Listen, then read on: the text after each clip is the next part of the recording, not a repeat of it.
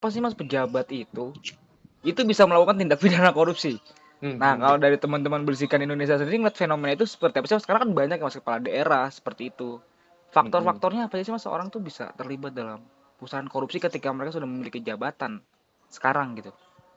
Betul. Jadi sesuai yang apa yang kami kupas di Hmm, ekspos terbaru di hmm, laporan tentang Pilkada 2020 gitu ya, hmm, vaksin imunitas untuk oligarki. hmm, Jadi kita melihat hal yang konsisten hmm, dalam konteks pilkada gitu ya, walaupun hmm, sebenarnya ini akan mirip-mirip dengan pemilu gitu ya, hmm, presiden yang lebih tinggi, hmm, bahwa biaya kampanye politik atau biaya hmm, politik di Indonesia itu sangat mahal dan hmm, itu bertabrakan dengan misalnya hmm, dari hasil studi KPK tentang laporan harta kekayaan gitu ya, hmm, bahwa modal mereka itu nggak nyampe, bahkan ada yang minus gitu ya, ada yang hmm, minus.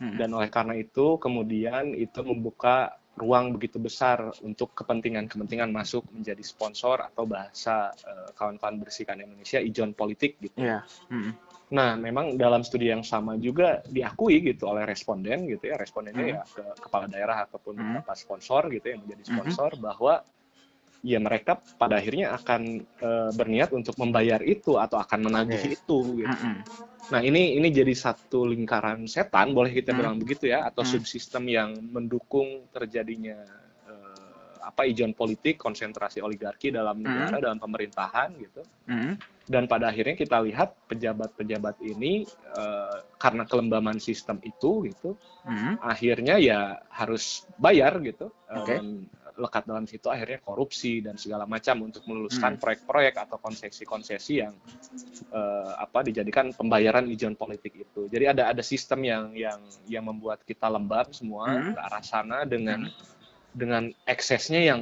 terlihat luar biasa gitu ya. oke, Ekses luar biasa terlihat itu maksudnya kerusakan lingkungan, hmm, kemudian akhirnya represivitas, hmm, brutalitas gitu ya, kriminalisasi terhadap para pejuang lingkungan atau hmm, kemudian para pejuang HAM yang sebenarnya sangat berkaitan dengan itu gitu ya.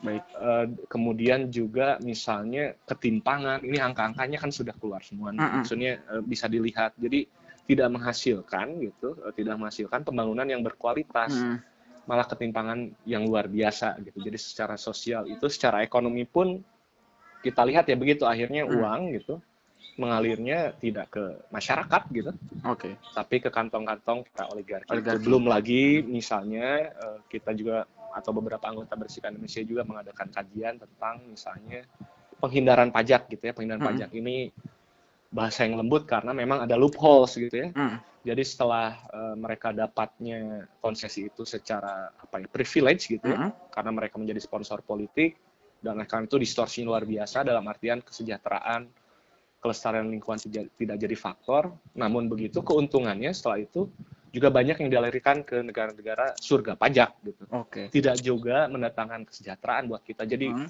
trickle down, kalaupun trickle downnya ini udah rusak juga gitu, maksudnya begitu Mas. oke. Mas, Jadi begitu.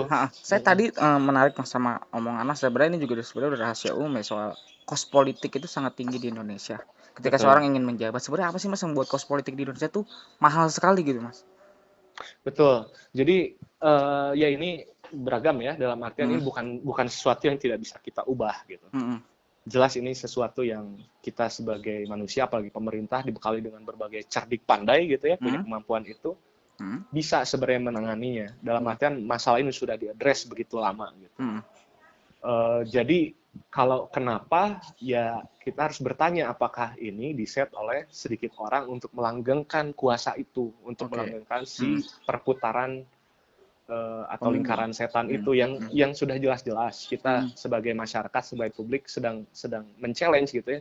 Ini oke, manfaatnya apa buat masyarakat gitu. oke, Kita sudah menjalani berulang-ulang, tidak pernah ada perubahan, justru itu yang kita ubah. hmm, Bukan hanya itu yang ingin kita ubah, tapi itu salah satu yang kita challenge untuk publik juga melihat itu dan bersama-sama mendorong perubahan sistem politik, salah satunya di titik itu. oke. Mas, Begitu, Mas. ada nggak sih korelasi kayak adanya gaya hidup mewah dari selain ijon politik tadi yang soal Hmm, kosnya, ini soal betul. gaya hidup mewah para calon-calon pejabat dalam tanda kutip Mas, pas mereka belum memiliki jawaban sampai akhirnya mereka mendapat jabatan dan akhirnya mereka melakukan tindak korupsi itu karena memang hidupnya dia tuh semewah itu gitu. Hmm, Karena kan hmm. bisa dilihat dari kalau saya dari barang sitaan KPK Mas itu kan rata-rata barang branded dan harganya puluhan, ratusan bahkan miliaran ya Mas hasil sitaan Mhm. itu. Nah, ada nggak sih Betul. Mas melihat itu?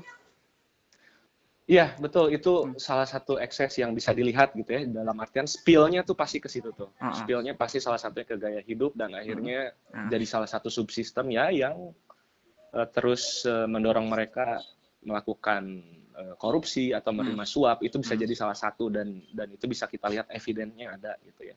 Walaupun ada juga mungkin ini harus agak kita bongkar gitu ya. Ada mm, juga mungkin yang mencitrakan dirinya sederhana, mm. tapi sebenarnya keluarnya dalam hal lain gitu ya. Oke. Itu juga perlu kita cermati. Ada yang muncul dalam gaya hidup, tapi Mm, mungkin bagi yang cerdik gitu ya, mm, mungkin mereka akan mencitrakan dirinya sederhana, tapi sebenarnya luar biasa gitu ya mm, mm, koceknya. Jadi mm. kita bisa melihat itu sebagai ekses, tapi ada juga mungkin yang mencitrakan dirinya tidak seperti itu gitu.